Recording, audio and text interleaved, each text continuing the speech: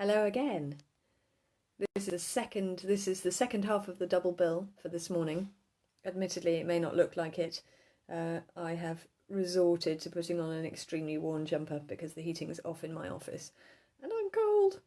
And I've just inherited it. I think it's about, well, not strictly inherited it. I think this jumper is about 15 years old, at least. It's got a few holes in it, but never mind. And it's itchy, but it is warm. Chapter 15. Right, so Joe's back in his own time. I did mention right early on in these videos that there was a paragraph in this book that I had rewritten and rewritten and rewritten and rewritten over and over and over again. It's in this chapter. I wonder if you can guess which one it is. You shouldn't be able to tell, by the way.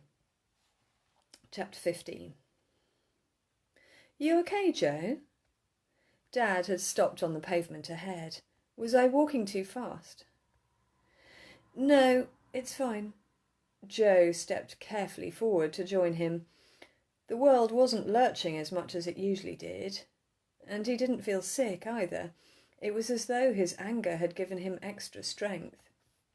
After last time, and all the times before, he felt very grateful.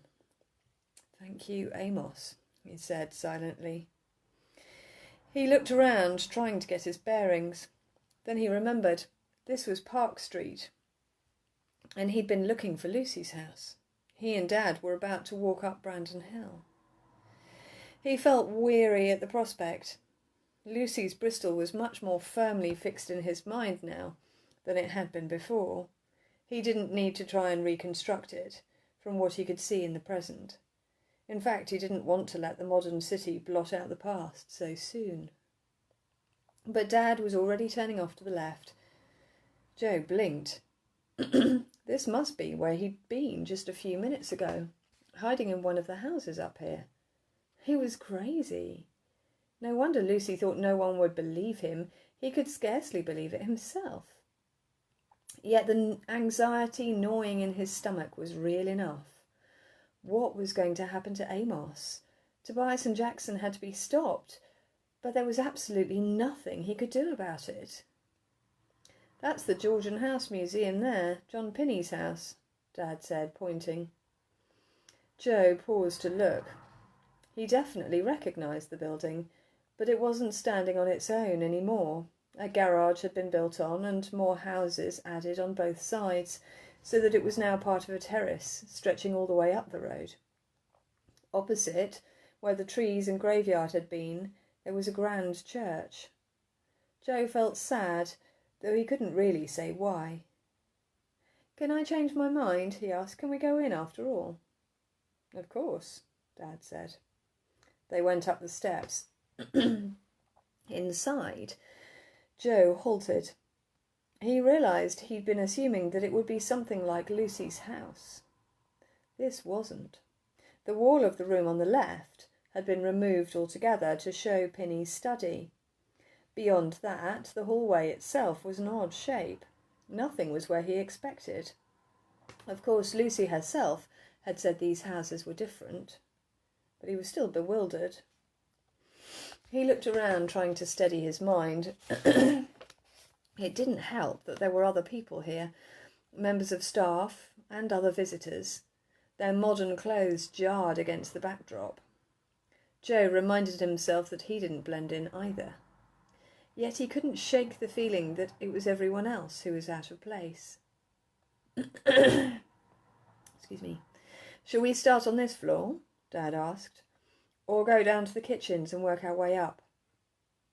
Joe bit his tongue to stop himself saying that below stairs was for the servants. "Let's look around here first," he said, hoping that would give him enough time to get over the clash of past and present. But the clash of past and past bewildered him too. There was a lot here that was really similar to Lucy's home. The kind of furniture, the chandeliers, the tall windows. But the layout was so different. Lucy had been right, too. It was grander, especially the huge withdrawing room on the first floor. As they went from room to room, Joe felt Lucy's world gradually slipping away from him. By the time they went down to the kitchens, he was firmly back in the present. It was just as well, he supposed. Otherwise he would really struggle with normal life. All the same, he felt frustrated. If only he could have taken a camera into her time. He thought of all the photos he could have taken with Lucy over the past year and a half. What an album that would make. Instead, he just had his scars. Standing in the housekeeper's sitting room, he looked down at his palm. The cut from the penknife had virtually disappeared, as he'd known it would. All that remained was a pale line no thicker than a hair. Did this mean he'd finished in Lucy's world, he wondered. The scars had come right at the end every other time. He'd never gone back after the injuries had healed, and yet she still had his St. Christopher. There hadn't been a chance to ask for it back. He pictured her perched on the chair in the withdrawing room, helpless in the face of her father's anger. He hadn't even said goodbye. It couldn't be over, not yet. That was interesting, wasn't it? Dad said as they left the museum later. I know you weren't very keen to look at the stuff on slavery at the M shed, but I thought the exhibition about Pinny's plantations really added to this experience. I mean, without it, it would have been just another rich man's house. Joe nodded. It seemed unreal that the M shed had been only yesterday. So much had happened since then. History hadn't changed, of course, but somehow he felt better for knowing that William Lucas had seen the way slaves were treated and wanted to stop it. I do find it fascinating, Dad went on, to think how little of this was around when I was a student. How do you mean? Joe asked. I know Perrot's Bridge is new, but this house must have been here and all the rest of the Georgian buildings. Oh, of course, but there really wasn't much about Bristol's part in the slave trade. This place might have been a museum, but I don't remember anything about Perrot or about the shameful way that Pinny and the others made their money. The men we now call slave traders used to be referred to as West India merchants, which has a rather different ring to it, don't you think? They walked up the street towards Brandon Hill. That's being put right now, isn't it? Joe said. What's been done is a start, certainly, Dad agreed. And the debate we were talking about yesterday, about Colston Hall, is a good thing, even if it makes people cross. But I just wonder whether exhibitions and apologies and names of things can ever be enough. He hunched down inside his coat. It is important that people know what Britain did and who the men on our statues really were. But if we were the descendants of enslaved Africans, would we feel satisfied with a few notice boards? As though everything's fine as long as there's a display about it? Joe frowned. That's the problem, you see, Dad said. You know how passionately I believe in education. Of course I do, or I wouldn't have become a teacher. But in this case, I can't help feeling that it's all just talk. He looked up at the sky. Sometimes, he mused, I get fed up with the trumpeting that goes on about Great Britain. This country has a pretty checkered past, and a lot of it's not great at all. At the same time as we were trading slaves, we were rampaging across the rest of the globe, taking over other people's countries, trampling the lives of millions, and wiping out entire populations with the diseases we took with us. I've often thought that Britain has been really great at oppression, but we've been much less great at making amends. Joe didn't know what to say. A few years ago, Dad went on, this country celebrated the 200th anniversary of the abolition of the slave trade, the change in the law that made it illegal. And from the way it was marked, I swear, if you were an alien from another planet, you would have thought that Britain had had nothing to do with slavery except putting a stop to it. And 1807 was only the end of the trade anyway, not the end of slavery itself. So while the British Navy was nobly patrolling the seas, preventing ships from transporting new slaves, Out in the West Indies, British planters were still allowed to keep and mistreat the slaves they already had. So abolition wasn't such a great thing after all. Joe was dismayed. Lucy's father had talked about it as though it would be a really big change, but it sounded like it wouldn't help the slaves that he'd left behind in Jamaica. It was, Dad corrected him. Slavery couldn't have been abolished without stopping the trade in slaves first. And we shouldn't forget either that there were people who devoted their whole lives to fighting for it, in the face of defeat after defeat. But the trouble is, their story makes abolition sound like the triumph of white men. One white man, in fact. The only person most people can name is William Wilberforce. He was a good man, no question, and there were other good men too, like Granville Sharp and Thomas Clarkson, and women like Hannah More. But what about the black campaigners? What about Olaudah Equiano? Who?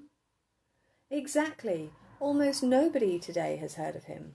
He was a freed slave who came to England and published his life story in the 1780s. He did a lot to change people's minds about slavery.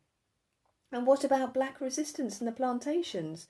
What about the slaves who refused to work, not because they were lazy, but as a protest? Parts of their bodies were cut off as punishment. And those brave enough to rise up against their white masters were killed. Those people risked much more than anyone here in their fight for freedom. But we forget all that and cast them as the victims. We forget that the descendants of slaves are the survivors, born from the strongest and most determined of the millions we took. Joe heard Amos's voice inside his head. I can bear more pain, more hatred and anger than you will ever know. A slave who cannot do that cannot survive. The thing is, Dad was saying, Wilberforce's story has become a romantic myth, one man against the establishment.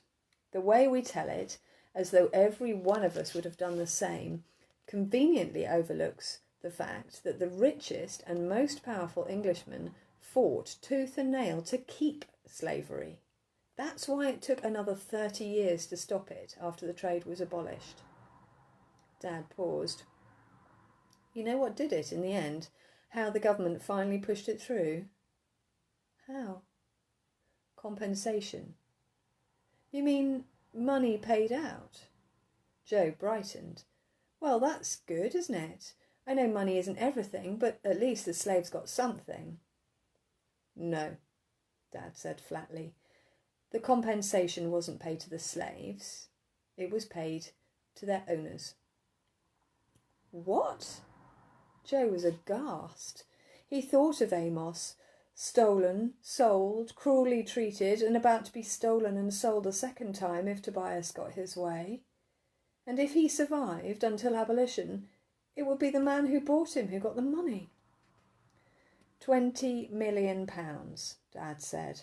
That's how much was paid out to slave owners for their loss of property. That would be about 16 billion today. And even then, the slaves still had to work for another 4 years unpaid before they were allowed to walk away with no money, no possessions to speak of, nothing. But how could the government do that? Joe was beside himself.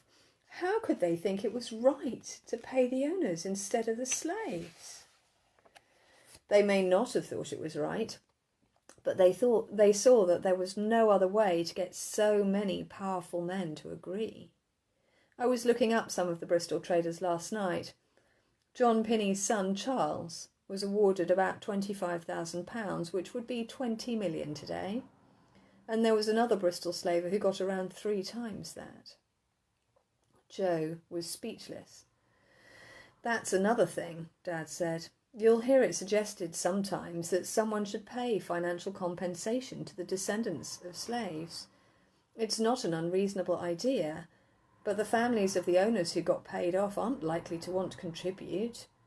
They'd say they were legally entitled to the money, and technically they'd be right. In any case, They already put a lot of it into public institutions, like I said to you yesterday. What about the British government? Joe asked. Dad shrugged. As far as they're concerned, the money's gone over a century ago.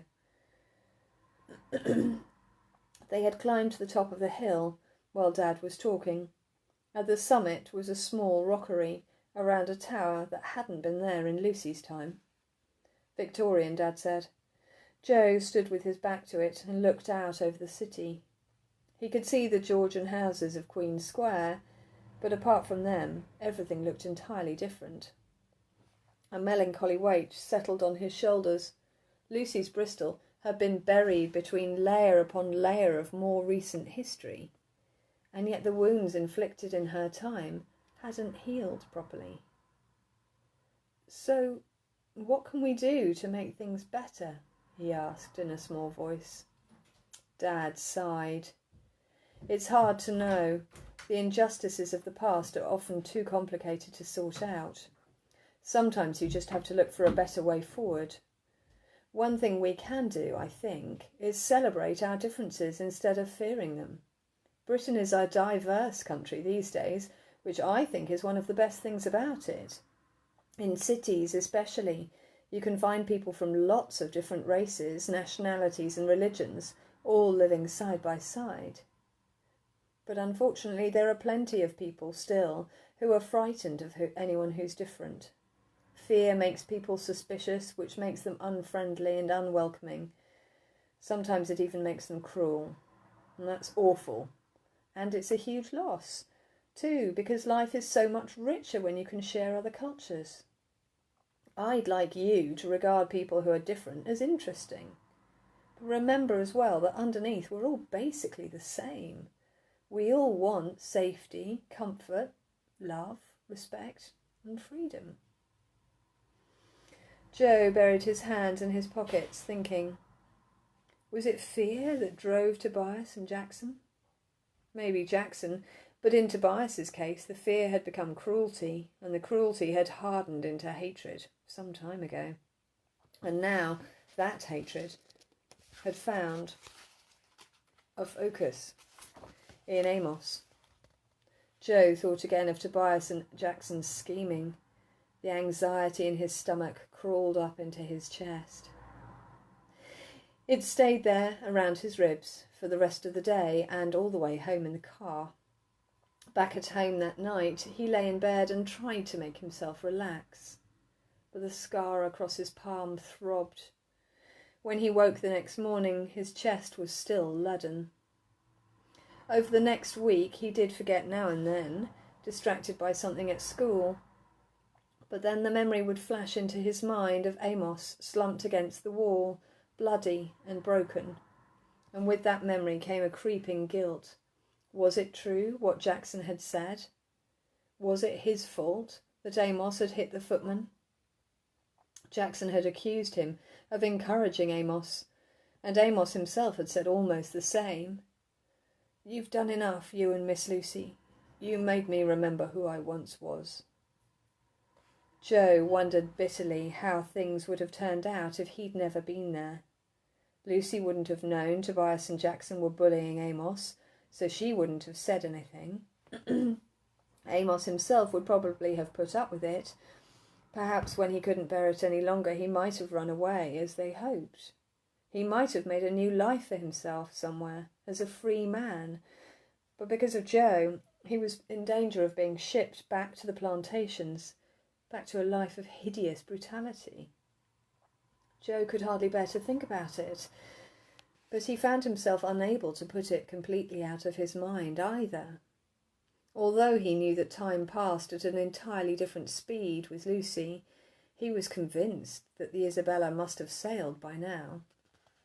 As winter became spring and the trees burst into leaf, he looked up how long the voyage would take and tried to work out whether Amos and Florence had arrived in the West Indies already.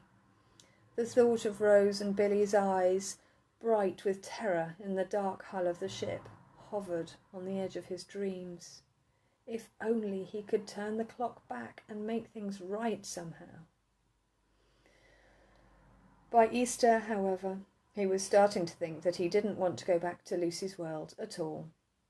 If he stayed in his own time, he need never know what had become of Amos and the others. He might eventually forget about it. Or if he couldn't forget, he might be able to persuade himself that Tobias hadn't gone through with the kidnapping. Maybe everyone was fine. Maybe they were all still living peacefully in Bristol. Of course, not going back meant leaving Lucy behind for good, since she had his St. Christopher. He told himself that giving up his dearest friend was the price he had to pay for leading Amos into trouble. He reminded himself that he'd got along fine without her for the first 10.5 years of his life. It was foolish to let himself feel, well, whatever it was he felt about her, since he would never be able to spend time with her properly in any case. It's for the best, he told himself sternly, trying to ignore the sick feeling that lived in his stomach now. On the second Tuesday of the Easter holidays, his friend Tom suggested they go to the cinema. "That's a good idea," Mum said when he told her. "What are you going to see?" "The Boss Baby," Joe said without enthusiasm. "Is that your kind of thing?" She looked at him curiously. "I just thought I should go out." He knew Mum had noticed how quiet he'd been, though she hadn't said anything. "Well, it might be better than it sounds." She grinned. Joe smiled wanly back. He went with Tom, but he never did find out what the film was like. As the lights dimmed, he glanced across the movie theatre and saw a girl at the end of the row who looked a bit like Lucy. And as he thought this, his ears filled with hissing. His heart lurched. She had called him. Lucy had called him back. He closed his eyes, grateful for the near darkness and for the solidity of the chair around him. Waves of panic and hope swamped him, one after another. He gripped the arms of his chair and braced himself for the worst. So there we are. He's going to go back, but is he too late? Months have passed at home. Months and months. Is he going to be in time to save Amos? Or are Amos and Florence and the children going to end up on the Isabella, which is on the front of this book? Come back tomorrow and find out. Okay? Bye.